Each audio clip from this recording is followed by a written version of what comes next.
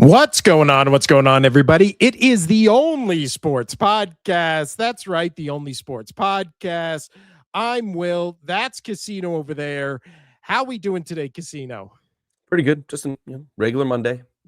Nothing too exciting about it. No, I'm doing great. Voice is a little shot from yesterday. But yeah, overall pretty good. It was all that glazing, All day. that got that throat, Oh yeah, messed up. all But day. we are here today to obviously talk about the divisional round of the playoffs. We're going to talk about the college football final tonight, some coaching moves, all that kind of stuff. And because it's the most relevant, semi-breaking news, let's first talk about that one, Casino. Sean McDermott fired by the Buffalo Bills, their GM promoted to head of football operations. Thoughts on both these moves for the Buffalo Bills? Yeah. Kind of ridiculous that Bean got upgraded or promoted to football operations and GM. Like, just dumb. I think he should have been out as well. I don't agree with that at all. Sean McDermott, however, getting fired, I called that about a little over a month ago. I mean, it had to be done, especially with all of these coaching spots becoming available, which is 10 spots this year, 10 coaching fires. Like that's a shit ton, right? That is unheard of, and had some high quality jobs as well. But I knew that he was going to be out of there if they did not at least make the Super Bowl. And even if they made the Super Bowl and lost, you could still potentially get him on out of there. So I'm not shocked by Sean McDermott getting out. Josh Allen, I know he did not have his great. He had his worst playoff game he's ever played. But he still tried to do everything that he could to get his team to win, and just wasn't his game this time around. And going up against the second best defense, it happens. I will tell you what, the weirdest thing about the whole Sean McDermott not only being fired, but just the Buffalo Bills losing to the Broncos, I've never seen a team where after a loss, playoffs or not, like, I mean, I'm sure you could see it where you go back and look at videos of teams who have lost the Super Bowl, but this team lost the divisional round, and they were multiple people on that team, multiple players, like openly weeping, openly crying afterwards, and not even just after the game, like in the locker room, at the podium. Like everybody just felt like, at least to me on the Bills, it all felt like this was their last ride, and then it didn't work out, and now everybody's just like, oh, who knows what's going to happen from here. Maybe they all knew, like you were saying, because this did feel like a make or break Bills season. And the interesting thing is, you said this, how many coaches have been fired in this offseason. I really do think that's due to how wide open this NFL season has felt. Like, that's kind of the double-edged sword of it, where it's like, oh yeah, this feels like a season where 10, 12, 15 different teams could have been in the position to win a Super Bowl this year. So then if you're the GM, if you're the owner, you just go, hey, this season it was a completely wide open season. Why are we not one of the teams in the AFC Championship or NFC Championship? Like, then you go, that's a good point. Must be the coach, it must be the player, it must be blah blah blah blah blah, must be the GM. Like, that to me is why there's so much turnover. But also, I saw this because when McDermott got fired, I was obviously a bunch of people start tweeting stats and all that kind of stuff. This is the Bills under Sean McDermott since 2021. They're first in the league in wins, first in the league in points per game, first in the league in total defense when it comes to points per game allowed, and number one in the league in point differential. And again, that is without a Super Bowl appearance. And what, they're 0-5 against Patrick Mahomes in the postseason. They didn't have to play Patrick Mahomes this year. So it really becomes, what is it, a thing where you go, Josh Allen had his worst playoff game of all time. Sean McDermott, again, is a good head coach, however you want to label him. So then it becomes, well, maybe it's the GM. Maybe you go, oh, this guy I thought it Go had to ahead. be from the GM down. I totally agree. Well, because since what is it? I saw this insane stat by Benjamin Solak. Shout out, former great host of the Solak and Kiss show. That used to be the best Eagles podcast ever, and then they stopped it. But Benjamin Solak said, since drafting Josh Allen in 2018, the Bills have drafted 56 players. Of those 56 players, two of those players have made at least one Pro Bowl, and that was James Cook and Dawson Knox. So again, we go, hey, let's throw Sean McDermott under the bus. The GM can't draft and fell ass backwards into getting Josh Allen, who again was a terrible quarterback until Dayball came in. They got Diggs, kind of shaped him into what he is now. But if Josh Allen, if the tables turn a little, this GM and head coach would have been fired 5 seasons ago, 6 seasons definitely. ago. I don't know. So again, we have comments coming in. Jiggle Guevara, great name, says deserved. And the question is, for those listening, the question I posted is, Sean McDermott fired, deserved or not? So I will say it is deserved, because you look at all the stats and it's like this Buffalo Bills team is like the best, stat-wise team ever to not even reach a Super Bowl. Like by every metric, they're the best team ever to never reach a Super Bowl. All the other teams that have, I also saw this stat, all the other teams that have, per ESPN research, only 4 teams in the Super Bowl era have won a playoff game in 6 consecutive seasons. So it would be the 91 through 96 Cowboys, the 2011 to 2018 Patriots, the 2018 to 2024 Chiefs, and then the 2020 to 2025 Bills. The first 3 of those, the Cowboys, Patriots, and Chiefs, all won 3 Super Bowls.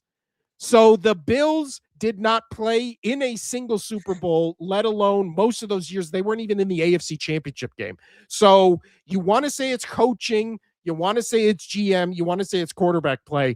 I don't know, it's something, but now the question becomes, Casino, who do the Bills get as their head coach? That's the easiest call in the world. Is Brian Daboll.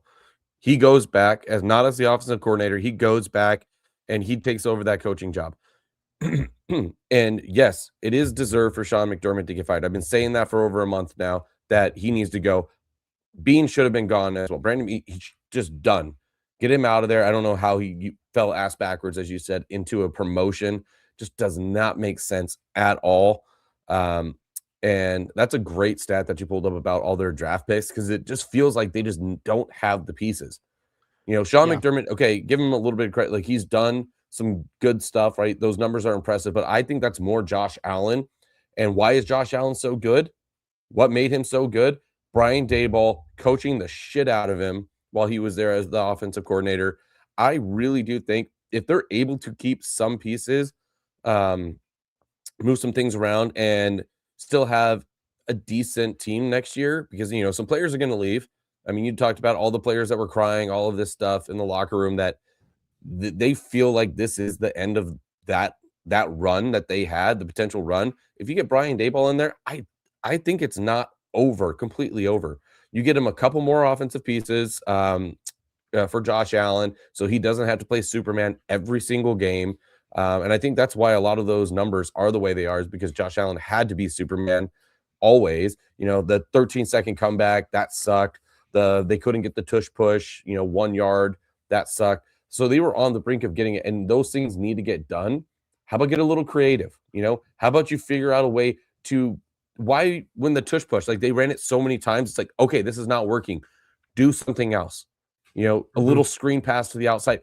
Figure it out. Like, you can do this. Oh, apparently not, Sean McDermott. You can't figure that out. So I'm so over Sean McDermott. I'm glad that he's out of there. He will get a head coaching job, I'm sure, somewhere else, because there's plenty of vacancies open. But this has now jumped to the number 1 spot for coaches wanting to go there, right? We talked about the 3 spots. Hold up. We talked about the 3 spots that were there, which was the Falcons, the Giants, and the Ravens. And 100%, the Ravens is still the only other job left because the Giants and the Falcons both got their coaches. Yeah. And I'd much rather have Josh Allen than Lamar Jackson. And I love Lamar Jackson. I love him to death, but he has digressed in what made him special, which is that really elusive, fun run game that he had when he needed to. But Josh Allen, I still feel like is in his prime. This is going to be the best job, and I think Brian Daboll gets it. So Brian Daboll, in his 4 seasons as a head coach with the Giants, was 20-40. So I get that, but that's the Giants. Dude, I hear what you're saying, but that was the Giants. They didn't have a lot of pieces. I think that he'll be fine. I think that he'll be fine. Yeah, but the whole problem with the Bills is they have no pieces. Again, I just read all those stats. They were number 1 in offense and defense. What do you need to improve? They're the best team. They don't win anything. Brian Daboll is a perennial loser. What has he ever won? Nothing. It's fine. The Bills got better when he left. It's going to be good. It's going to be good. Why? Because Josh Allen. Because he's got that connection with Josh Allen. He made Josh Allen what he is, and I will back that all up.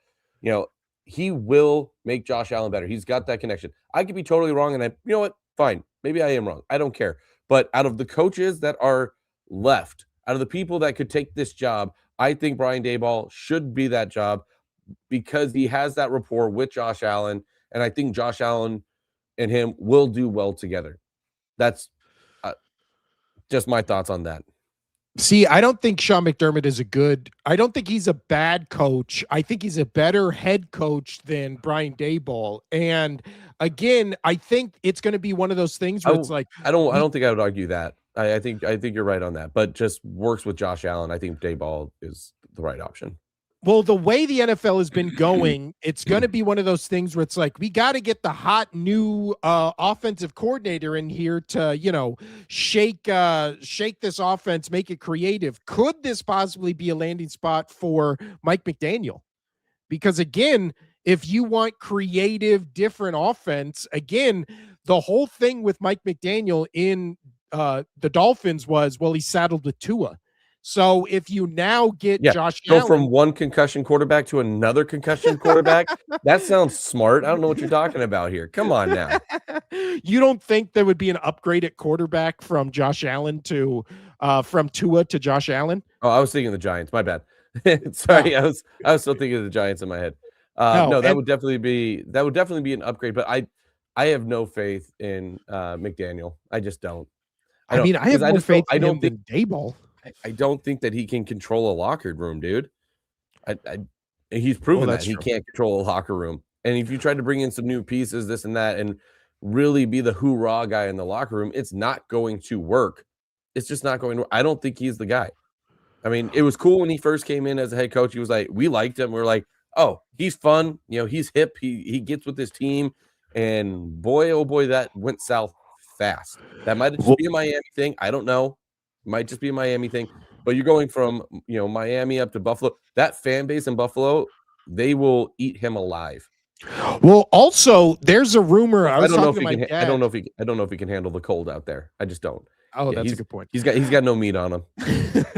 I was talking to my dad last night about, because we were watching the Bears-Rams game together, and he was like, who do you think is going to be the Raiders head coach? And I was like, that's interesting because you haven't heard any names whatsoever when it comes to the Raiders. So I think Sean McDermott would be a great addition to that Raiders team. He'd be a big-time hire. Or if the rumors are true that obviously the Raiders are going to draft, Mendoza, which why wouldn't they with the number 1 pick? Right. What if Kurt Cignetti leaves Indiana and goes to the Raiders, joins his quarterback, and then, they just go from there. But as far as the Bills go, I have no idea who's going to be the quarterback. He's definitely going to get some offers, especially if they win the chip. Yeah. And well, it was also, I saw this funny meme where it was on X. I wish I would have saved it. It was, John Harbaugh looking at his phone and doing that, that clip from Curb Your Enthusiasm where he's just kind of like upset that he sees the Bills job opened up after walking the Giants facility. That was, man, This is why you should wait. Wait till the playoffs are over to, if you're a head coach, to select your head coach, and if you're a team, to hire your head coach, because you never know what opens. Because and coaches going from college to the NFL, like there's I mean, Marcus Freeman has even been talked about on going either possibly the Steelers or the Browns. So I mean, there's a good chance, especially if the Indiana wins this natty here. The funniest thing would be looked at. The funniest thing would be Belichick. Get Belichick in Buffalo. That would be the funniest. Belichick's done. I love Bill, and he's a great defensive mind, but he's done. He's done his coaching. He won so many Super Bowls. I know he had Tom Brady, and great offensive coordinator with Josh McDaniels most of the time and whatnot. So yeah, he's not going back to the NFL. Nobody wants him. He had his shot. When you had all of those coaching options and nobody picked up Bill, he's done. Yeah. He's not going back to the NFL. That's crazy. My diehard Bills friend Justin said, "I'm not sure McDermott was the problem, but I guess let's see who we get instead." So again, I don't feel like Bills fans the main problem was Brandon Beane. 100%. McDermott, I think a lot falls on him as well. I mean, you're a head coach. You take a lot of that fire whenever you lose, and it's either the coach or the quarterback. And yes, Josh Allen did not have a good game, and that sucks. But Josh Allen had you in games for many, many years to get to yourself to a Super Bowl. So the head coach had to change, regardless if it was his fault or not.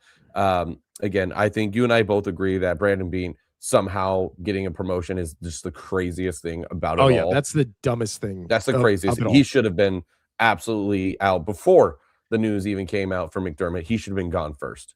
Yeah. 100%. Eric Hamdahl, I don't know how to say that, says deserved. So I think, again, with all how crazy the stats are to never reach a Super Bowl, when with those stats, the same teams have won 3 Super Bowls in that stretch, you had to make a change. But again, something's got to change. So, and you're not getting rid of Josh Allen, so figure it out.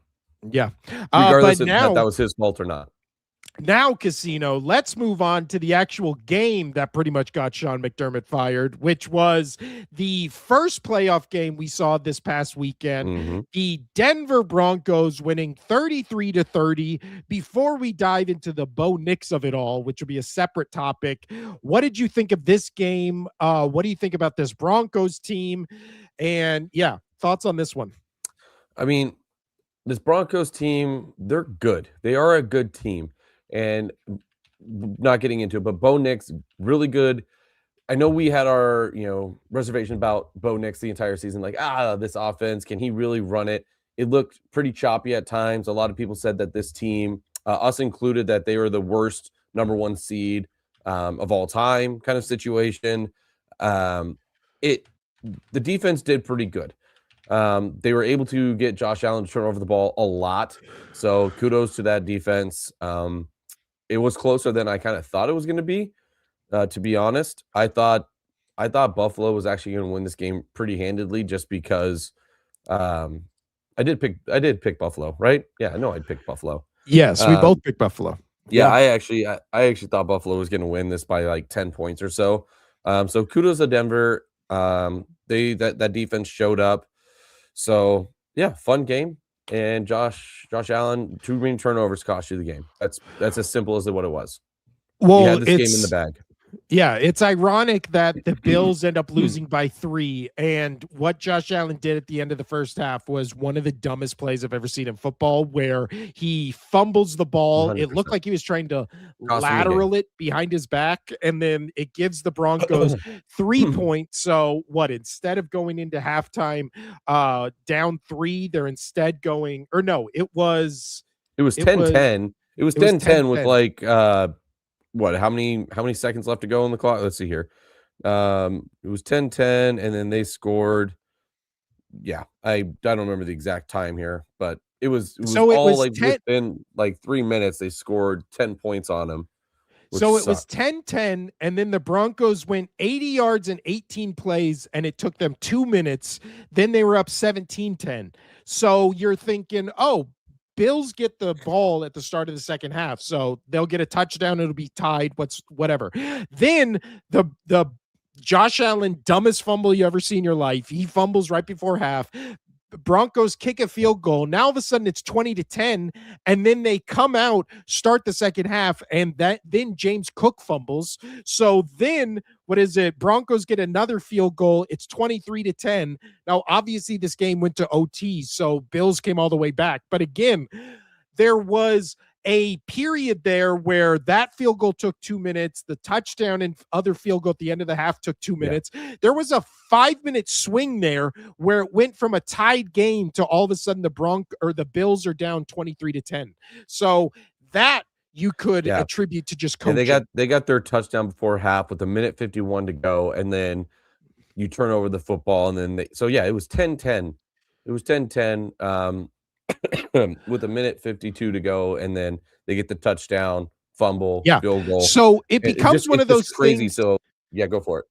Well, it becomes one of those things where I was making a joke that's coaching, but how do you coach your quarterback not to throw the ball behind his head at the end of the half, and then your running back not to fumble when you're trying to get back all the momentum you just lost? Now, again, Josh Allen did put on the Superman cape and basically have to get them back into this game, but he is also, we give so much shit to Justin Herbert for this, where it's like, oh my God, look at what Justin Herbert does in the half, where he's doing all these passing yards, all these touchdowns, all that stuff. And then you look at the first half and it's like, oh yeah, but he also had 3 turnovers and is the reason why they're down.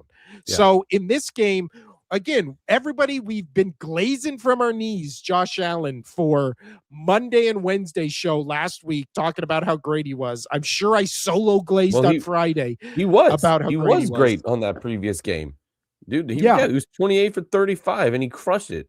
2 on the ground, 1 in the air. He had an amazing game. I thought he was going to do that again, but he went the complete opposite direction. But also, this is how dumb quarterback QBR is, where even after all that stuff, he still comes out of the game with a higher QBR than Bo Nix. And I thought Bo Nix, especially at the end of the fourth quarter, when he just leads the Broncos right down when they need a score to take the lead. Again, everybody knew this game was going into OT because Josh Allen got the ball back.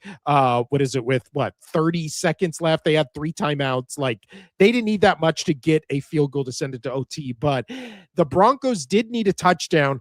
Bo Nix drives them right down the field. I thought Bo Nix played a great game. And again, then now we transition to Broncos win the game. They're going to the AFC Championship. Everybody is going, oh, are the Broncos legitimately the best team in the league? Home field advantage. You could see the Bills players at multiple points during the game looked like they were struggling with the altitude. Your Patriots have never had luck playing a playoff game in Denver, so everybody was riding high on the Broncos. Then all of a sudden, it had to be 5 minutes after the game ended. Then all of a sudden it starts with the breaking news that Bo Nix, on one of the last plays of the game, fucks up his ankle, breaks his ankle, does something to his ankle, where now he is out for the regular season. Stidham, their backup quarterback, will be starting in the AFC Championship game against your Patriots. Thoughts on just what happened with Bo Nix and now how much that changes the Broncos AFC Championship to Super Bowl chances, Casino? Yeah, first off, that sucks. I like Bo Nix. Even though, I thought his offense this year was like up and down, I really like Bo Nix, and it's very unfortunate. I wanted to see when the game ended and we knew that it was Broncos Patriots, I was excited to see these 2 quarterbacks who got drafted at the same time. I wanted to see what these guys could do. I wanted to see this. I thought this would be really fun. A good game. The Patriots defense, with having them fully healthy, going in, what Bo Nix could do, going in on the road and, going up against Bo Nix, I thought was going to be good. I thought this was going to be a really good game. Now, nothing against Jarrett Stidham. I watched him play in New England. I've seen him. I know when he's good, what he's good at, what he's not good at. And the line opened up at -4.5 for the Pats. And I think that's right. I think the Patriots going in there have a much better shot at beating this Broncos team I know the Broncos defense is really good. Look what they just did to Josh Allen, and I'm sure that they're going to get a couple turnovers on Drake May. Drake May struggled against, the number one offense in the league or defense in the league with the Texans. We'll get into that game and my thoughts on that. But I thought this would have been a really good game. Now I can see the Pats taking this game, not handedly, but they have a much better chance of beating the Broncos now that Stidham's in. And that is not me trying to knock Stidham. That is me giving props to Bo Nix and what he can do, especially when his back's up against the wall, when he needs to make a drive. So it's very unfortunate. And I do, it changes the outlook on this game tremendously. Tremendously. And I'm not trying to knock Stidham because he came in a couple times and had some pretty damn good games for the Pats when he needed to. He's not an amazing quarterback, definitely a backup in this league, but he can show up when he needs to show up. But it's not going to be Bo Nix. It won't be Bo Nix. No. And you look at Jared Stidham's career, the funny thing is, and I guess the ironic part is, he was the last backup that before Brady left New England. So he was Brady's last backup quarterback, and now he gets to play New England in the playoffs. But in he's been in the league since 2019. So entering this game, he will have thrown 59% completion percentage, 1,422 yards, 8 touchdowns, 8 interceptions with the quarterback rating of 78. Again, he's played a total of 20 games. So you look over the course of 20 games. He hasn't played since 2023. So yeah, and that's he's been the Denver Broncos backup quarterback for the last 3 years. So obviously he is well endowed. Let that hang there. In the Sean McDermott, in the Sean Payton offense. So again, I'm not expecting fireworks. I'm not expecting really anything. And if it was Bo Nix versus Drake May, I would have expected more of a fireworks show. Now I think because it's Stidham versus Drake May, I think it's going to be a defensive battle. It's going to have to be if the Broncos have any shot of winning. I don't see Stidham just coming up and, lighten this Patriots defense up, especially after what we saw the Patriots defense just do. Yeah, with the Pats defense being healthy, first time that this defense has been all together since week 11. It's big. It's big. And it showed what they could do against CJ Stroud against the Texans. I know CJ, we weren't too hot on him and this offense going into that game anyway. And the weather was really bad and just kind of looked like he was underthrowing every ball. And that helped out the Patriots defense to get those picks and whatnot.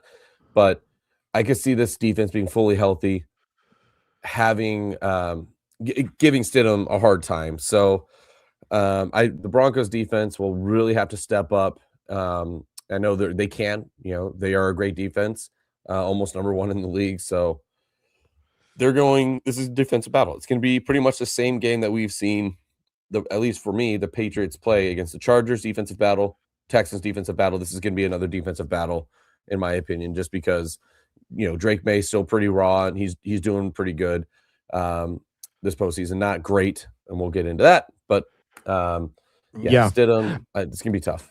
It's gonna be and we tough. have Crafty Southpaw saying, "Are the Bills the most cursed team in history? It's shocking how many little fluky things had to go wrong for them on Saturday to make the difference between winning and losing." No, because the because the Browns and Lions exist. So I put them in the top 5, but I don't think they're most cursed. I mean, I guess they are more cursed than the Jets because at least the Jets have that one Super Bowl that's like one of the most famous Super Bowls with Namath wiggling his finger in the air.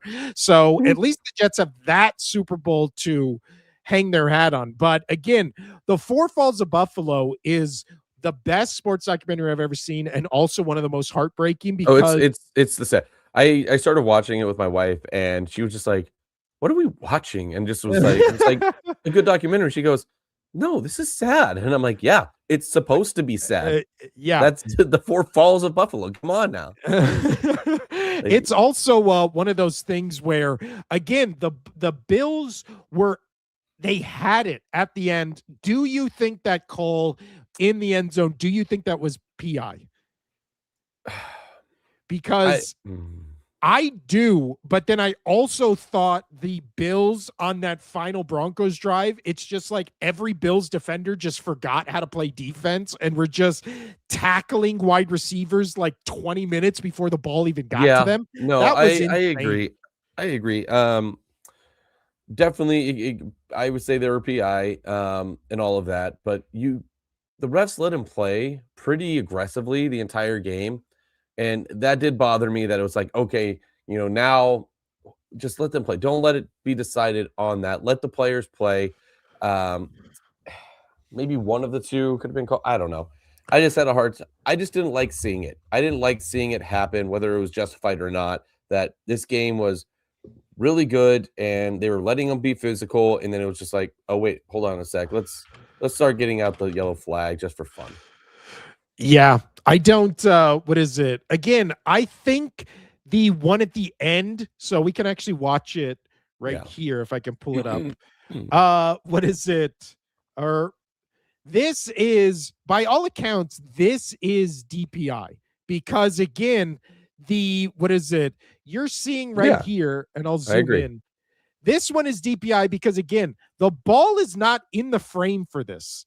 So that's DPI all day, every day. I don't think you can argue with this one. The one that I think you can argue with that was not called when it should have been called is the one, and we're going to watch the video right here. Let me make sure it's muted. This one right here, again, I don't see, they're going to do it in slow motion. He's just got his arm back. He's clearly slowing him down. Now, the Broncos fans would say, well, the ball was uncatchable. But again, the whole thing with DPI is you can't hold the wide receivers. Like, you can't make it so he can't attempt to make the catch. Yeah. Like, that Broncos defender is, again, holding his entire arm. Like, and would you see what happens right there? And it's like uncatchable. He couldn't make a play to try to jump up for that. He got knocked out. You see how he just kind of like turns out of bounds right there? Yeah, and the defender's not looking at the ball. That's clearly DPI. I totally agree. So yeah, there's some questionable calls, and it's just like, you're gonna let that. That's what I'm trying to get. You're gonna let that go, right? If you're gonna let that go, you got to let the other one go, right? Because I mean, that one to me is PI, and then the other one that you showed first, that is PI. Like, come on now, like get it figured out. Be consistent. If you're gonna let it go, let it go. If you're gonna call it, call it. Don't just pick one side. The Chiefs weren't in this game. So, well, now the real controversy, and Crafty Southwell's back. He said, I thought Bills got away with visible PI on the incompletion just before the first one that was actually called a PI. So really, the talk of this game was this play right here. So this play is, we're going to watch it. It is Josh Allen in OT, 3rd and 10. He's got one-on-one down the field, underthrows the ball, and it comes up with a Broncos interception. But again, I wish they showed so we'll look at it right here. So now, in your opinion, Casino, of all your years of watching football, is this a catch with his knee down here? Is he down here, or does he not complete the catch, which means in the rollover, the Broncos guy comes up with it, and now it's an INT? Because again, if it's a tie, the tie always goes to the offensive player. So if you're watching this move, you're saying at no point did Cooks have possession of the football, because that's the only way this can be ruled an interception. Thoughts? From the other angle, it did seem like Cooks did not have full control over the ball.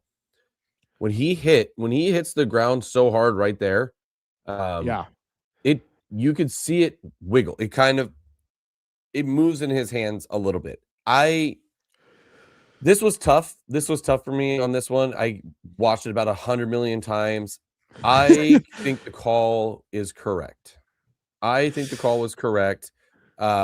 Just because there was slight movement, and I know the tie goes to the offensive player, but he had his arm under it too, right? They both had hands on the ball when they went to the ground, and he rolled out of it. He rolled out of it with the football. He controlled the football through the play, and the ball was moving, in my opinion, enough to still have that be a live ball. That's my thoughts. Are you different on that? To be honest, I literally, this guy says, run it back. Where's the wiggle? Let me go back to but see, I'm trying to find the video of the other side. Yeah, I should have saved it, but I'm trying to do this on the fly. So, but as we talk about this right now, again, the NFL has made it so unclear that there's multiple people just posting videos of this exact same play happening and then it being ruled basically 50-50 either way. So it becomes one of those things where it's like, I don't know what the correct call is, because in every other instance, it's just up to whatever officiating crew, whatever that officiating crew says it is. Yeah. So as soon as it happened, I watched 100 times. I was like, okay, call on the field is what's going to stay. It is what it is. It's 100% going to be Denver's ball.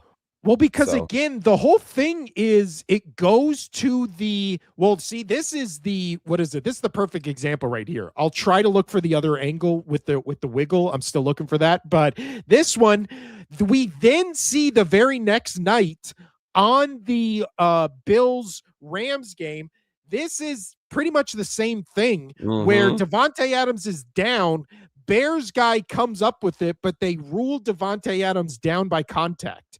So again, I'll look for the wiggle, but it looks in this frame where it's like knee down, and then you look up to Cooks' hands, and he fully secures the ball, and then all of a sudden it's in the rollover when it gets ripped out of his hands. But he hasn't hit the ground in that frame yet. But see, his knees down. That's my whole thing. So again, but this is the thing. If it was ruled a catch. Oh, okay, here it is. So now we have the other angle. I just stumbled across the video. We have the other angle. Let me make sure it's on mute. Okay, so now right there, they're going to do the slow-mo, or actually we can just do it ourselves. Does the ball wiggle? I mean, it's enough to where he loses control of it. I mean, that's true. See, I don't know. If he had 100% control of that football, 100% control, it was not going to get ripped out. Like if he had that, because by the time they hit the ground, all I'm doing right here is trying to defend the call on the field. Okay, because if it was the other way around, I could probably be saying the complete opposite. I'm just trying to defend what the refs are going to say with the call on the field. Is as soon as they hit the ground at the same time, by that time you see that he's also got possession of that football. Yeah. Well, also, again, on Josh Allen just having a bad game, this is a underthrown deep his ball hands pass. in there, and by the time they both hit the ground, they both have their hands on that football.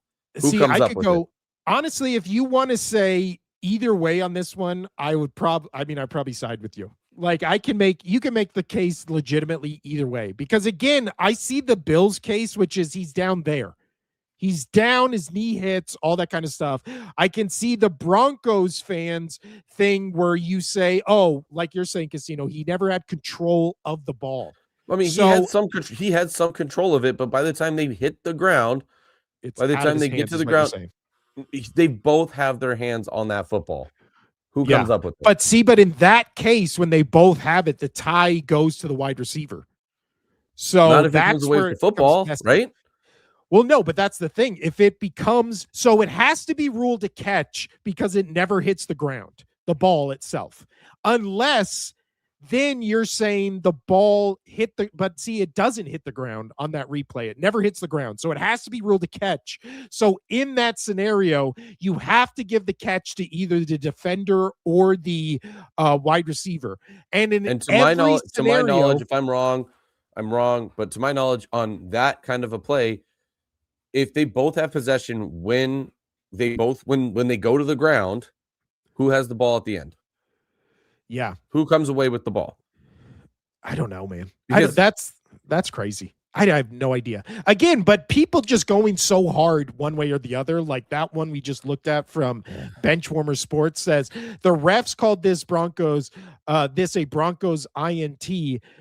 If you think this is a Broncos INT, then you are brain dead. Like, no, that is the most could go one way or the other play I've ever seen. So again, I mean, like they looked at it forever. They called, the eye in the sky, and they looked over it and everything. So, all the NFL, I mean, not too wrong here. All NFL refs are brain dead, but I mean, they did look it over. People who know the rule book left and right, they looked it over and they stuck with what they called. What is it? So Jason Winkler 4972 says INT. Josh Allen's second round choker. Great name. You're down when you hit the ground always. You can't pick it out of opponents later. Get out of here. If in doubt, Ty always goes to the offense. But see, that's not, what is it? We don't know if for this one where it says you're down when you hit the ground always, we don't know if he had possession. That's the whole point. If he didn't have possession, then he's not down. And that's why it got ruled the way it was. That's why it got ruled the way it did. The Bills guy or the Broncos guy would be ruled because he has the ball in his hands and then the Bills guy is touching him. So then he's down. What is it? Yeah, this whole argument would be a moot point if the Broncos guy did not have his hands, if he didn't have his hands in between. Yeah. Yep. He had it. If you show it again, if you did. He has his hand in between Cook's chest, Cook's chest, and the ball. Yeah, like and it's not like he grabbed it after they went to. Like he had some possession of that football as they went to the ground as well, and that's just. I think that's what they came up with, and that's why they did not overturn what they did, and they called it the INT. I think I'm on the ruling with where it says Nicholas Holier 6BV says neither player had possession. Whoever comes up with the ball will get rewarded. That's what I'm trying to say. That's kind of where I fall on it. Yeah. Because he had his arm in between the chest and the ball of Cooks. And so when they both went to the ground, they both had possession of the football. Yeah. Whoever comes out of it comes out of it. The D123 says he had 2 foot taps and a knee down. It's a 50-50. It should have gone to the offense. But again, if he didn't have possession. Insured. Yeah. Josh Allen, second round choker says we have the clips, we have the documents of him on ground with the ball. But again, you don't. He doesn't have possession of the ball when he hits the ground. That's the thing we're doing. It's not on record. It was ruled an INT. And then he says, at best, I will give you incomplete. But it can't be an incomplete because the ball doesn't hit the ground. Yeah. So somebody came away with it. Yeah. Ty has always gone to the offense. That's again, the Ty has always gone to the offense, and Nicholas Holier saying neither player had possession. Whoever comes with the ball gets rewarded. Those are the two dichotomy of that play. Look harder there. I don't know what that means, but I think we've said enough about this game. We talked 100%. About McDermott. We've talked about what this means. We talked about the injury, and we talked about this game a lot. We still have 3 other games to get to. I know we're almost an hour in. That's crazy.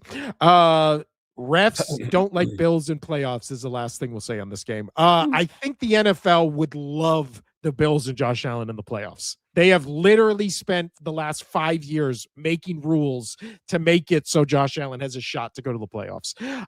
Next up, yeah. Honestly, a game we can make up time here by not really talking about it much because in the next game, Casino, Saturday night, the Sea Chickens, the Seahawks, the Bitch City Rain Chickens, they win 41-6 against the San Francisco 49ers. Also, go check out our shorts on YouTube and TikTok. I think I also put them up on Instagram. Did direct first reaction videos right after both those games I did on Saturday. Didn't have time to do it on Sunday, but did it on Saturday. Again, a lot of San Francisco 49ers talking all kinds of shit after that Eagles game have been radio silent since this one. So where are you all at, 49ers fans? They went back to Haters Hangar. They went back to Haters Hangar and they went to the lounge and they're just hanging out in there. Then, yeah, till next season. But in this game, Casino, again, this was the very first play of the game was a Seahawks kick return touchdown. Awesome. They scored 17 points in the first quarter. And honestly, after that first touchdown, never even close. 49ers never got a shot. You were worried about Sam Darnold, throwing the football. He didn't have to do anything. He didn't have to do shit in this game. They ran the football. Their defense was just stellar. I was more surprised on the other side of the ball with the Niners that they scored 6 points. I was more impressed with that because with Kittle, they scored 3 points and they somehow got 6. When they got their first field goal, I was at work. My coworker, he was like, "Oh, this is going to be, a rough game." And I was like, "Yeah, 100%." I'm like, the 49ers, they're not going to score a touchdown in this game. They're not going to score more than a touchdown in this game. And he was like, "So what you're saying, they're going to get 10 points?" I said, "No, they're not going to score more than a touchdown in this game." So he was like, "So they're only going to get another field goal or no more?" And I was like, "Yes, this defense is going to hold this team to 7 points or less. They currently have 3. So that is telling you they're only going to get one more field goal or nothing." And after the game, he texted me. He was like, "Damn." I was like, "Yeah, thank you. This defense is so good." They made an absolute statement. They were able to rest their players, their starters, in a divisional round football game. That is insane. After having a first round bye already. Dude, that makes the team so scary. The Rams, I mean, they're up and down. Going into the Seahawks with a very well-rested team is very scary. It's very scary. It was electric. So really, if the Seahawks go to the Super Bowl, they have to thank that 2-point conversion call because going through Seattle and with that bye is insane. It's insane. We don't really have to talk much. Congratulations to Shanahan for getting to the divisional round with literally third stringers in every single position, damn near. Great job. Like, seriously, great job. Hats off to you. But you guys can only do so much against a team that is full head of steam, expected to win the Super Bowl. Expected to win the Super Bowl. They have the best odds. Well, also people giving Purdy shit for that game. What did you want him to do? Again, this is the thing. I will take what is it? I will say after this game, as an Eagles fan, I was elated.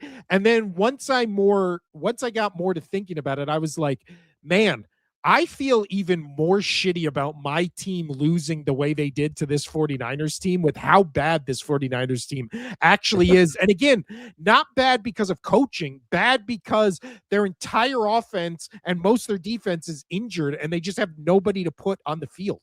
Like, that's why I felt bad, where it was just like, we should have destroyed this team like this team did. But of course, we have the dumbest team in the history of the NFL. So we didn't. We lost to them. But anybody putting this on Purdy, like, what did you want the guy to do? Again, like Casino said, scoring 6 points against this Seahawks team that I just read this today.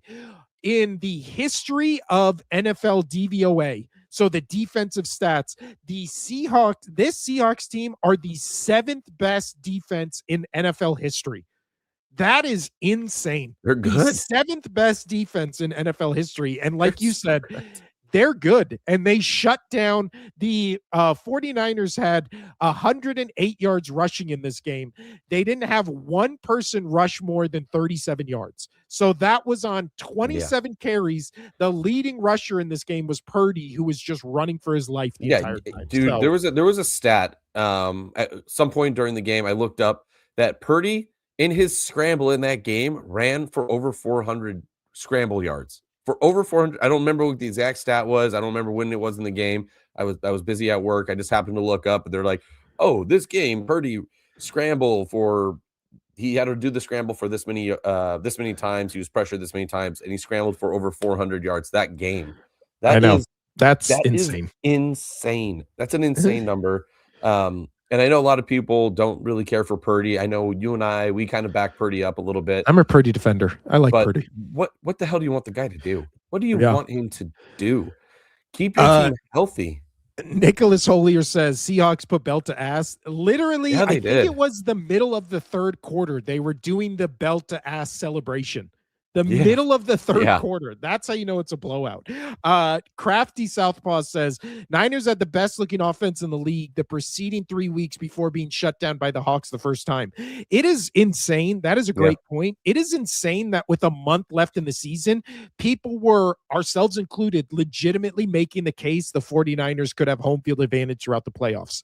Like, imagine how different these We were really playoffs would close. have looked It if wouldn't that have, would have but it happened. wouldn't have it would have changed a lot in the playoffs, but it wouldn't have mattered. The Niners would not have made the Super Bowl. Oh Just no. no. No, I'm No. just saying where the games would have taken place and all that kind Yeah. of stuff. Yeah. Opponents and Plus all that. It could have been totally Seahawks were different. Amy Small says Seahawks are fully healthy. That is true. Yeah, and then Josh they got to rest again a whole quarter. This is they're so Josh good. Allen's second mid choker's back. He says May is best quarterback already. I hate Patriots. So wait, are you a Bills fan? Are you a Dolphins fan? Or you don't He's hate the not a Patriots, but no, he's Josh not a Allen's Josh. second He's round not a Bills choker. fan. Yeah, Yeah, so he's not Josh a Allen's second round choker. Who are you a fan of? But Nicholas Holier says Seahawks will be fine if they don't play from behind. Well, I don't think they're going to. I think they're going to be Like, fine. I think whoever plays them, they have to beat the Rams first, right?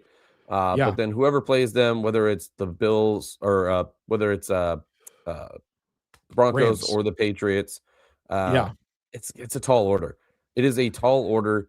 Um, yeah, I the only I'll truly say this, and this is not me trying to be a homer. I think the only no, it has to be either the Rams or the Patriots. The Broncos won't be able to do it. No. You have to have one of the two MVP quarterbacks, going after this defense. That's the only way the Seahawks lose is either Stafford or May goes off against this defense. So Yeah. yeah, only way. Crafty Southpaw says, as a New Yorker, I'd love to see Darnold have a chance to get a ring, but I'm concerned that Rams D seems to have had his number over the past 2 years and 3.5 games. Yeah, but again, Rams have played the Seahawks the best of any team in this league. And that was how we felt about the Packers Bears game. And then the Bears still won both those games. So again, I think these divisional games are so weird, but the Rams have not looked nearly as good as this No, but Seahawks team has looked for the past no, pretty but much since that out, game. outside of that weird 2-point conversion, the Rams Well, have that's beat them twice. yeah. Theoretically, they've beat them twice. I mean, again, Well, those games were 4 points total. weird 2-point conversion. You take if you don't have that, the Rams win that game and they're 2-0 on the Seahawks. So Yeah. there's a Well, very that's going good to be a chance good the game. Rams could go in there and take care of business. I mean, they have Stafford who could, any given day he could put up 400 yards. So Well, that's true for the Amy Small, who said Seahawks were fully healthy. They did lose Zach Charbonnet in this with the game. So ACL, yeah. he is done, which is So it does say huge, Seahawks huge. losing Zach is really going to hurt them offensively. I do think it will hurt them Yeah. offensively, but we'll see. Even though Does it Kenneth really matter? Walker, Does it really matter though when you have that defense 7th best of all time currently? yeah. And Kenneth Walker, 19 attempts, 116 yards, 3 touchdowns. Fantasy owners have been begging for the Seahawks to pick one of them and just make them the bell cow back. Well, they did in this game, 3 touchdowns, 116 yards. Again, he was on my fantasy team all season. Never did that in another game. So, Right. I mean, maybe this is what opens up the rushing offense. Who knows? The Broncos backup quarterback is ready, and so is that defense. That's by David Blue John. I think I said that right. Yeah. And then Crafty Stidham Southpaw. says he's ready, but yeah, I don't know. Actually, you know what? This is the perfect segue to the your New England Patriots win 28-16 against the Houston Texans. Crafty Southpaw says May has one Achilles heel. He doesn't feel pressure on his blind side. That's how he's been strip fumbled somewhere around 7-8 times over his past 2 games. Now, you said you would defend Drake May in this game. I will. I thought this was an awful Drake May game. I don't an agree. Awful Campbell game. 0. That's the right answer there. Drake May, I'm going to defend on this game. His throws, those 3 touchdown passes were phenomenal. I'll start off with the first one with Pop Douglas. Outstanding throwing that ball. He threw it away. The defender knew what was happening. He tried to jump the route. He came full extension, parallel with the ground. He knew it was there. May put it right in the spot just for Douglas to take off. Then the other one to Diggs was an absolute bullet in triple coverage for the touchdown. Absolute bullet. And then over the top, he's been doing it all year to Booty over the top. Great catch by Booty, but he put it to where only Booty could make a play on it. Yeah, that was a great pass. They've been doing that all season. So, yes, the fumbles are a big issue. We talked about that in the first game with the Chargers. Big issue, right? He got sacked 5 times in that game. And in this game, he had the 4 fumbles. Yes, the pressure off the blind side, he doesn't feel it always, and he needs to get better at that. And he will. He will get better than that, but that might be his Achilles heel in this postseason. But again, they were going off that blind side to a rookie left tackle and a rookie left guard, Jared Wilson and Will Campbell, going against a first-team All-Pro, right? Against Anderson Jr. Like that's not going to be easy. So Drake May is going to play what he's going to do. When he has time, he can throw those dimes, right? He can throw those dimes. And when he had the time to do so, he made that Texans defense pay. He made them absolutely pay, especially when they broke away from zone or when they went to zone and they had the man-to-man and all that. So great for Drake May. I thought he played a really good game in that weather. I thought, yes, he got strip sacked, but that is more on that young offensive line on that blind side. Drake May is going to do what he's going to do. He's going to stay in the pocket. He's going to throw the football. And if he gets strip sacked, he gets strip sacked.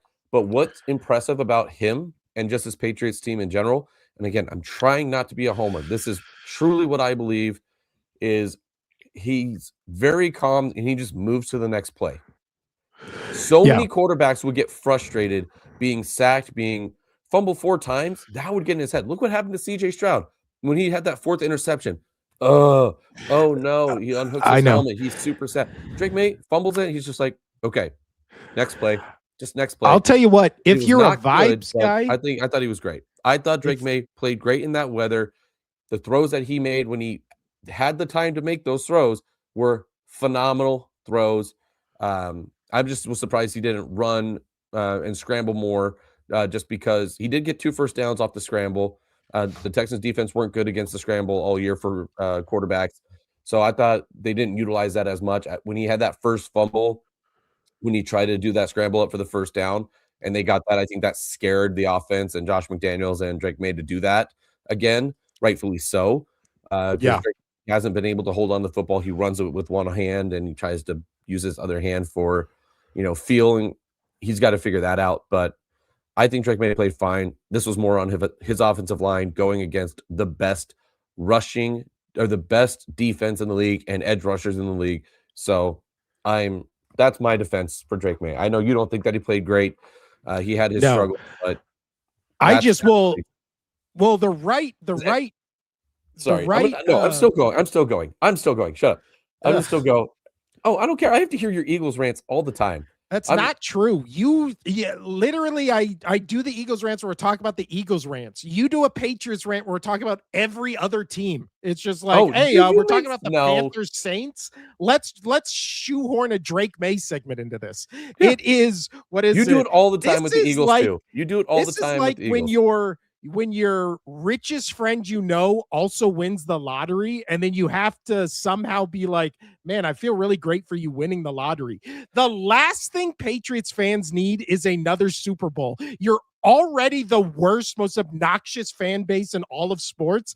And now I have to see, now we have the MVP, Drake May. We're going back to the Super Bowl. We have the easiest path to a Super Bowl in the history of the NFL. I don't care. It's just, it's awful. And now it's like, actually, Drake May played a great game. He almost got strip sacked 97 times in this game because he had 0 pocket awareness.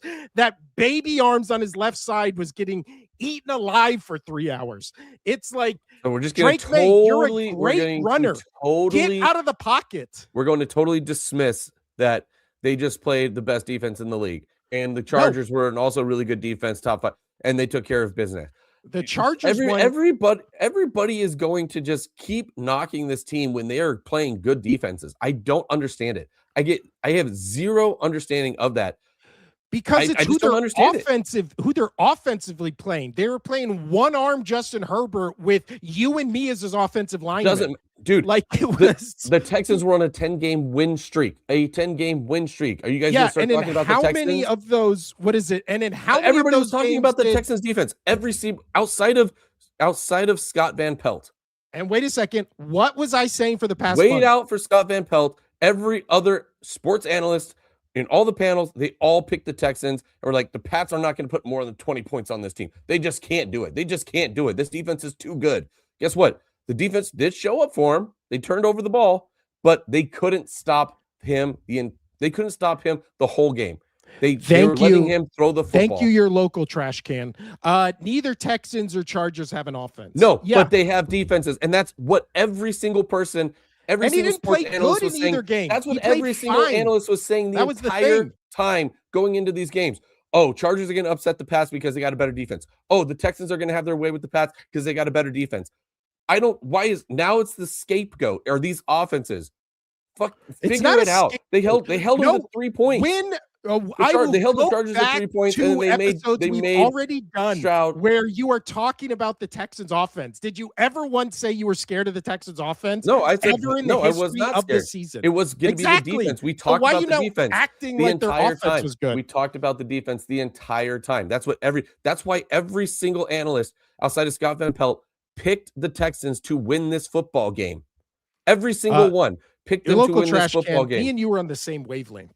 Same wave. This is my burner account. But offense has to help a team win too. Defense is going to save you forever. Then why is every single analyst and every single person leading up to this saying Texans were going to win this game because of their defense? Because again, nobody also said they should have stopped Drake May with those 3 dimes that he put in for touchdowns. Figure it out. But again, he got that because CJ Stroud had a monumental breakdown. He's the only I said in the So he had the breakdown, and there's no kudos to the Patriots defense whatsoever. For making him turn over the football that many times. Defense, they won. But again, it's also the offense for the Patriots also turned the ball over. 3 times? But again, they still won the turnover battle because CJ Stroud had a monumental breakdown. He's the first player. Who didn't have a monumental breakdown? Drake May against the best. Oh, is that why he's going to potentially be the MVP? CJ Stroud's not in conversation for MVP. We're comparing apples to oranges. Considering for the MVP is because he was strip sacked 4 times and he was able to just get right back into it and throw 3 exceptional touchdown passes. Oh, I thought it was because they played the easiest schedule. What? This was the best defense in the league. Regular season MVP. I don't care. They played top 10 defenses the entire season. I don't care if their offenses were bad. They're putting points on these defenses. Why can't people understand that? I mean, the whole talk leading up, top 10 defenses all season. Is that what you said? Pull it up. They played top 10 defenses. So let's see. The Jets were a top 10 defense. Dolphins, Ravens. Dolphins had a great pass defense. Giants, yes, they did. Jets. Who did? The Dolphins. The Dolphins defense. Pass defense. Okay, let's see what their pass defense was. But again, the Dolphins the total defense for the Dolphins was 22nd. The passing defense for the Dolphins was 18th. The running defense for the Dolphins was 26.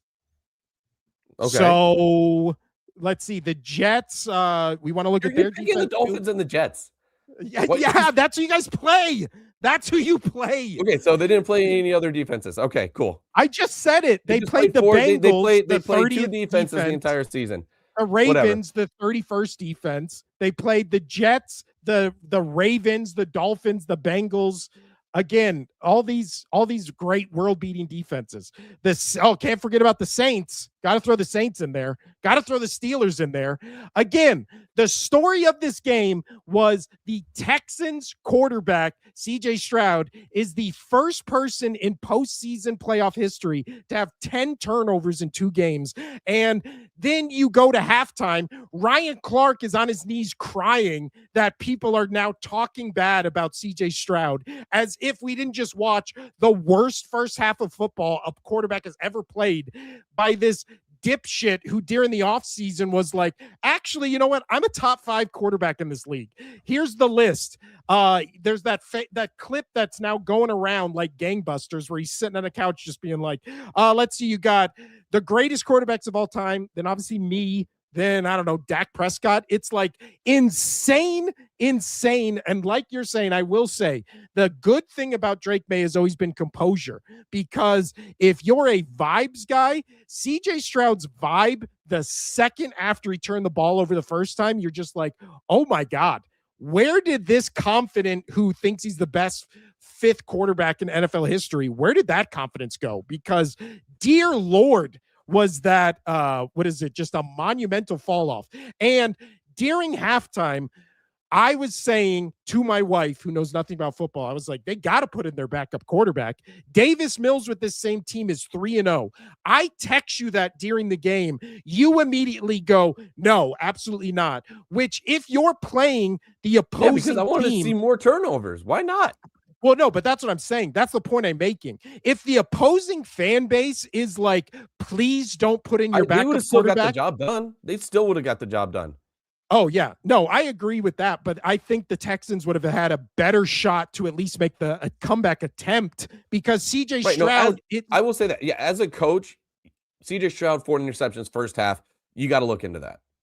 You got to look into that. He 100%. Had a 28 quarterback rating in this game. Yeah. Dear Lord, again. I don't agree with you. And so what? So the Pats, if they go in and they take care of that Denver's defense and they put up 35, almost 40 points on that Denver's defense, it's all going to come back and it's like, oh, well, they went up against Stidham. Yeah, what an unreasonable take. What an unreasonable take. Because we're going off a quarterback and the defense. The defense is supposed to keep you in games. That's what the defensive job. That's what the defense job is to keep you in games, right? Okay. And then to let your quarterbaks do their job. And what is the offense supposed to do? Are they supposed to score points? They're out there to score more points than the other team, right? So what does your defense have to do? Stop the other team from scoring, right? And that's what everybody was hanging their hat on with the Texans. They're like, oh, we know the Texans offense isn't great, but that defense is going to stop New England. And CJ Stroud is going to have enough points to put up to beat the Patriots, because that defense is going to stop them. Didn't happen. Just did not happen. And so then New England goes in there against the second best defense in the league, in the regular season, and they go in there, and if the Pats put up 40, right? Oh, what's going to be the talking point there? Well, they went up against Stidham. They went up against a backup quarterback. Okay, well, guess what? That defense did not stop them from scoring 40 points. So figure it out. We gotta read all these comments are coming in left and right because we just went on this little rant. David Lujan says Broncos will win the Super Bowl. Crispy Bacon 90, great name. If Stidham is questionable, then why did Josh McDaniels want him before he got the deal he did with the Broncos? If Stidham is questionable for the backup, he would have been the backup on both teams. What are you talking about? Yeah. What is it? I disagree with McDermott being fired. Why he's being keeping his job. We did that in the first 20 minutes of the show. Local trash can. You're the MVP of the show right now because you're just saying what I'm thinking. But go watch the first 20 minutes. We talked all about the Sean McDermott thing for anybody coming in late. Crispy Bacon is back. I really don't think Stroud is the guy anymore. Not since his rookie season. He's cooked. So real quick on that comment. Yeah, we talked about that in our short. He's not getting the extension. He's due for an extension this year. He's not. This is his contract year, right? Yeah. So what a game to go out. He has a chance for extension, and it's not going to happen. Again, I've been a Davis Mills guy for a month and a half. Put Davis Mills. You and I both. 100%. You and I both. He helped them with that 10 game win streak. So yeah, he was 3-0 in those games. Yeah, I was going to say it was 3 games, right? Yeah, he won 3 games for him. And just competent. By the way, real quick, I have 15 minutes before I have to get out of here. I told you that was a hard out at 2. Yeah, we'll move off this game to go to the last one. Let's just read the last couple comments. Patriots still haven't played anyone yet. We don't have time, Dakota Miller. We don't have time. Tom Brady is plotting to join the Broncos. Again, with the Phillip Rivers thing, anything is possible at this point. Exactly how it sounds. I don't know what that means. On their field on the road is a different story. I'm assuming that's AFC Championship. Yeah, well, the Patriots are undefeated on the road this year, so whatever. Fuck off. I mean, that is true.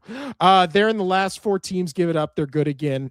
That's for Patriots. Win streaks aren't good to have in playoffs. Look at Texans and Jags. That is a good point that we need to dive in on Wednesday, because every team that went into the playoffs with momentum, I feel like has lost. And I did tell you though, I was happy that the Patriots lost to the Bills. Remember I said that. I was like, that is true. This loss against the Bills is good because it gives them something to look at going into the playoffs. This was an important loss for them. That is a good point. That was a great point, and that was smart. That was a good call. Dakota Miller says Casino is cooked. He's been cooked, buddy. Been cooked, but thank you. No, I'm not. Look at me. I'm still white. Local trash can. Stroud literally gifted y'all the win. Also, Casino, no one cares about your rant. When y'all play a somewhat competent offense, you're not going to win. The thing is, they're not going to play a competent offense because they might win a Super Bowl against Sam Darnold. Like, that might happen. That's a legitimate shot. And then and then what's going to happen, even though you just said it? Everybody's going to be saying Darnold. Yeah, it's going to happen. Everybody's going to be saying Darnold, even though you just said that that's the 7th best defense of all time. But whatever. True. But that would be the narrative. That would be the narrative. That would be the narrative. And I'll be pushing it on this show to get a rise out of Casino 100%. Your local trash can says, I love that I love that we're starting to like gain momentum with our show when the Pats are good, because when it was last year and it was your Eagles, I literally sat back, no joke, for like 15-20 minutes and letting you just go off. Yeah, but the difference is my team hasn't won 6 Super Bowls. They'd only won 1. We are still a fresh young upstart. But this says local trash can. Also, even the best defenses get exhausted when your offense gets stay on the field. It was inevitable for New England to win. Play a good offense, then talk. Local trash can. Again, follow us. You're the best. Casino, you are just wrong. Defense is not going to help you all the damn time. I mean, it has been. It has been helping them. May went straight at the Texans defense and scored 3 touchdowns. Better defense won. I'll tell you what, you did nail it on the head with getting everybody back and that Patriots defense being good, because they did look good. 100%. Crispy Bacon 90. They're 0-4 in Denver. I know that does worry me. That does worry me. They just kept reshowing. Just recently, they just kept reshowing the whole Patriots Broncos, their last one. Yeah, it was not fun. Also, those were weird games. Like, every single one of those games had weird shit in it. Will Campbell does need to step it up, but he's also a first-year rookie. Same with Jared Wilson. They need to figure it out. Welcome back to H Poet, who says Will Campbell needs to step it up. Again, he can't grow his arms, guys. He's got little arms. He's got. Well, there was an episode of Family Guy where I just watched where Peter had the short arm and they did grow back out. So we can figure that out. I will say, it is funny to say Will Campbell has tiny arms. For some reason, when you see him give up a sack in slow motion, you really get a sense of how small his arms are. Yeah. They are tiny. Yeah, but going against Anderson, who's got like, I don't know, it was like, maybe it's just because he has abnormally large arms. So in slow motion, well, Anderson versus Will was not good in any way. Like, Anderson could just literally put his hand on Will's head and just stop him. Yeah. Crispy Bacon 90 says, in the playoffs, I like debates, always make the week fun. Thanks, guys. This is why we do it. This is what we do on a regular basis. Your local trash can. MVP for me of this show. Casino makes me want to chop my ears off. He's just slobbering on the Pats. What was the thing the guy said? Look back a year ago and just watch, just listen to a show of Will over here talking about the Eagles. I am always bullshit. The biggest critic of my team ever. Have you met an Eagles fan? Say something. Say something bad about Jalen Hurts right now, and he will go off.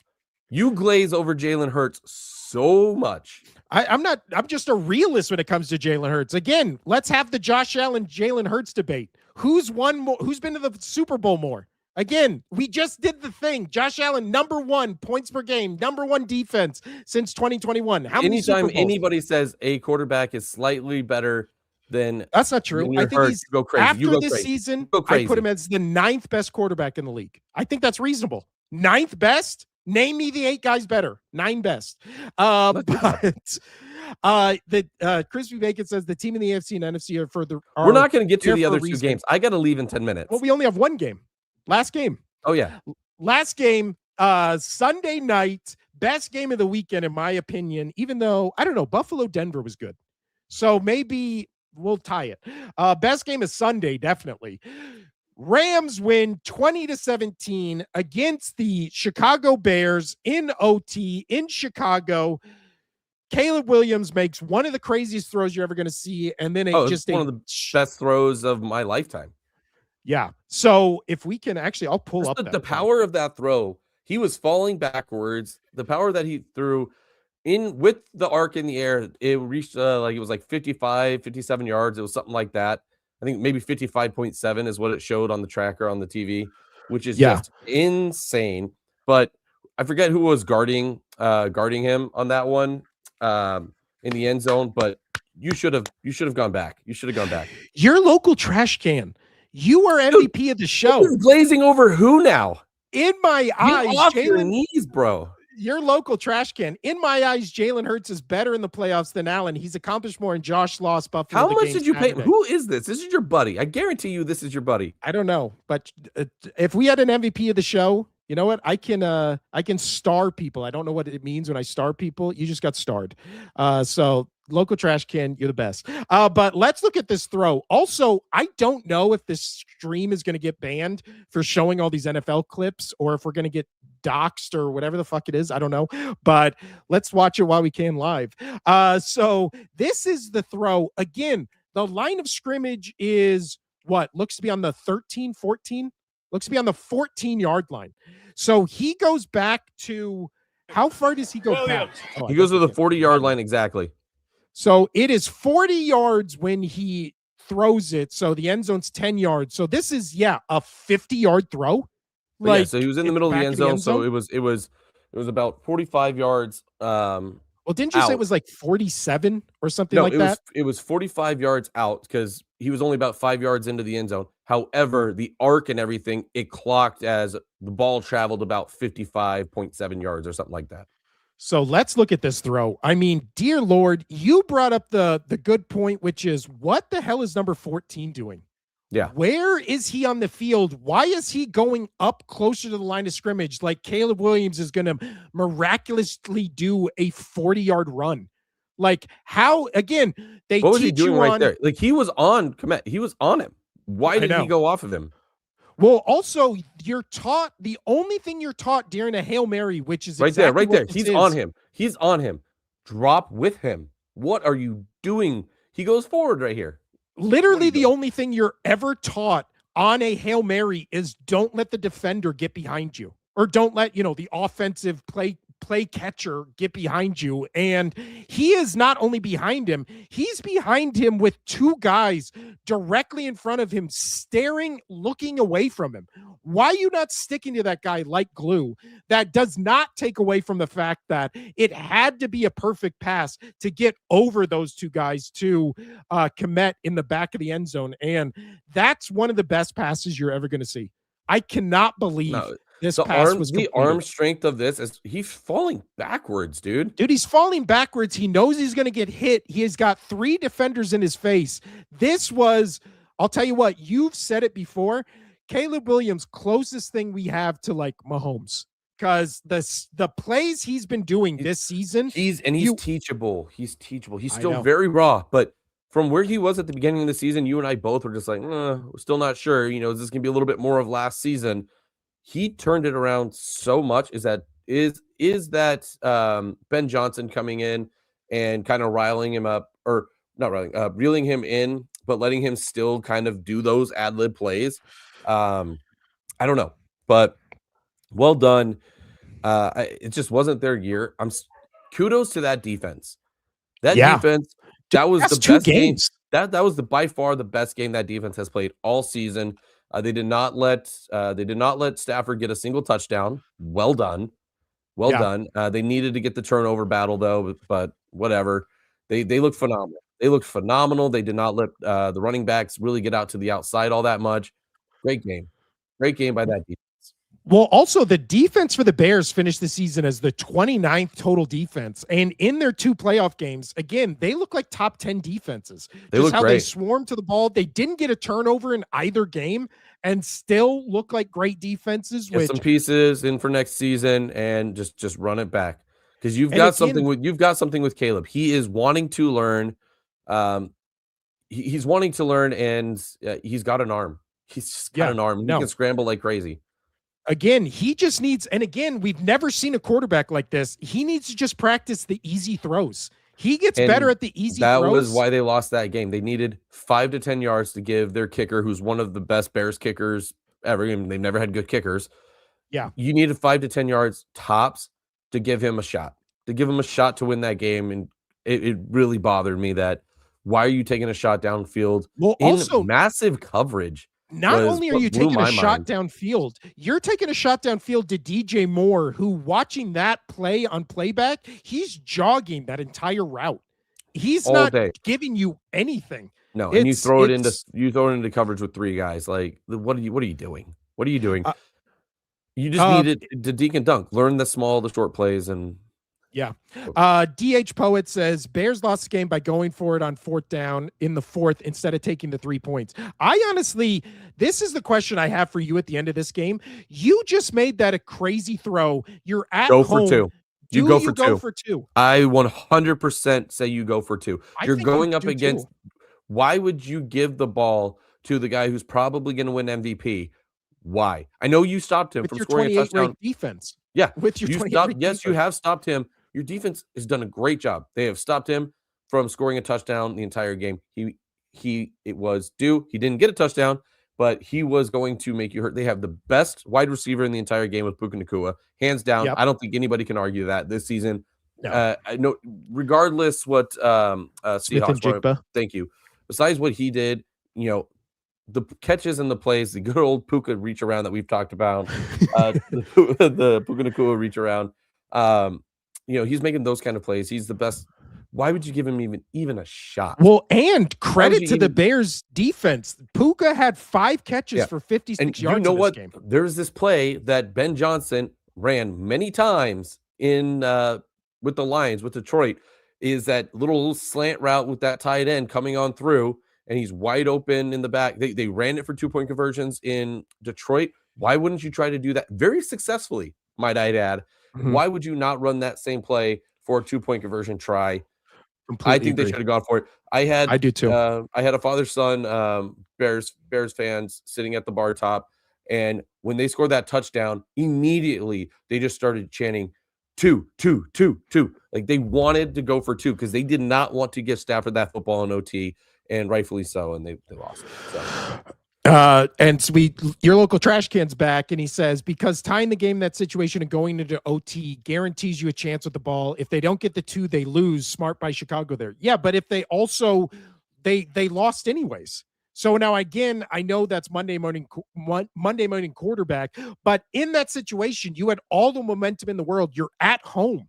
Like, why are you not? Again, and you're at home and you're with Ben Johnson, who his whole MO. Yes. The amount of 2, that's what I'm just saying. Those 2-point conversions that he consistently ran over in Detroit were super, super successful. He is good at those plays. He is really good at those plays. And they were feeling good. All the momentum, that crowd is rocking after that touchdown. Just absolutely rocking. There's no way the Bears or the Rams defense after that isn't rattled. There's no way they aren't like just laser focused. You could even see it on Sean McVay's face. He was shocked. Like the whole Rams sideline is rattled. You get up there really fast and force them to call a timeout. You call your absolute best 2-point conversion. You haven't had to use them. Yep. You call it. You figure it out. You go call that play, and you get in there and you win that football game. Completely agree. Last couple things. Great compare. Look what happened last year with the Bucks and the Chiefs. You and I were together watching that Monday Night Football game. You and I were together watching that game. Why would you give Mahomes that football? Why would you give it back to him? Why would you give the ball back to Stafford? Yeah. Everybody criticized. He's going to be MVP. Everybody criticized them for not going for that 2-point conversion. And that was a regular season game. Why not do that in the postseason with all the momentum? That crowd was losing their minds. Well, also, you're the Bears out there would not have been like, I can't hear you. Do you got this? Did you see what they're doing? No, they would have been so confused. I guarantee you there would have been a guy open somewhere, and whether they got the play done or not, there was going to be somebody open because there was going to be confusion. If you got up to that line, called the play, and just done it. DH Poet says they went for it on 4th down in the 4th with like 6 minutes on the clock, tied 17-17. Go up by 3 and trust your defense. Yeah, but again, the Bears defense isn't good, and they weren't getting turnovers. They haven't the past two. They haven't gotten it the past two. Games. They haven't got a turnover. So again, I don't know. I think we're lockstep and going for 2. Your local trash can. Let's hear it. I love it. Co-RN99 says Bears going to win 5 games next year. Hot take. Again, I feel like it never bodes well for teams that always go, well, this team is good last year because they won every game on a last second, that thing we always talk about where it's like switch one-score games and it's a 5-win team. That's a good point. But I do feel like they have just scratched the surface with Caleb Williams. Completely agree. I got to get going. So what do we got here? Casino, if I hear one more thing about the Patriots, I'll bang my head on the desk. Don't talk about that anymore, please and thank you. He's a Patriots fan. Are going to win the Super Bowl. Patriots are the best. Drake May is going to win MVP. Coach of the year for Vrabel. Let's go, Pats. Caleb Williams is overrated as hell. I don't think so. I mean, he's not overrated. He's just young. He can be taught. He's underdeveloped. It's shown this year that he can be taught. All right, I got to get going. And Trash Talker, thank you. I thoroughly enjoyed it. Trash can. Trash can talker, whatever. Really thank you. Seriously, it helps drive the show. Made Will really happy, which makes me happy because it did. We put a lot into this show. He puts a lot into this show. And so made me happy. Shot at me at the end. DH Poet, Jalen Hurts can't get it done. Bye. Got it done last year, buddy. All right, Casino's out of here. I'll read the last couple messages and then get out of here. Oh, dang it. Your local trash kid says, Casino, holy yap. Sorry, not sorry, but you make me bang my head on my dead. I think you meant desk, but I get what you're saying. Casino, shut up, please. Local trash can, getting feisty. Also, DH Poet, last one. Jalen Hurts can't get it done. Barkley won that bowl game last year. Barkley did nothing in that Super Bowl. I think he had 54 yards. And Jalen Hurts was the MVP because he had almost a perfect quarterback rating in both Super Bowls. So again, we can do a Jalen Hurts debate. You know what? Let's just do a whole episode. We'll do a Jalen Hurts debate in the offseason. But thank you to everybody for coming to this podcast, for listening to this episode. Your local trash can. You're the MVP. DH Poet, thanks for coming back. Everybody else, thank you for your comments, everything. We love it when we get to interact with people on the show because the show is boring when the comments aren't funny, and the comments were good. They were funny today. Go follow us, Spotify, Apple Music, Spotify. Now you can listen to both the audio and video of us. Apple Podcasts, still just the audio. If you want to see our faces, you can go to the live section on YouTube. Catch all our episodes where we talked about all these playoffs. We'll be back Wednesday to make our picks for who we think's going to the Super Bowl, talk about those NFC and AFC championship games. And then Friday, I'll be back for the solo show. God knows what we're going to talk about on there. But this has been the Only Sports Podcast. I'm Will. That was Casino. This, again, I just said it, has been the Only Sports Podcast. We'll see you Wednesday. Like, comment, subscribe, do all that kind of stuff. Thanks, everybody. Adios.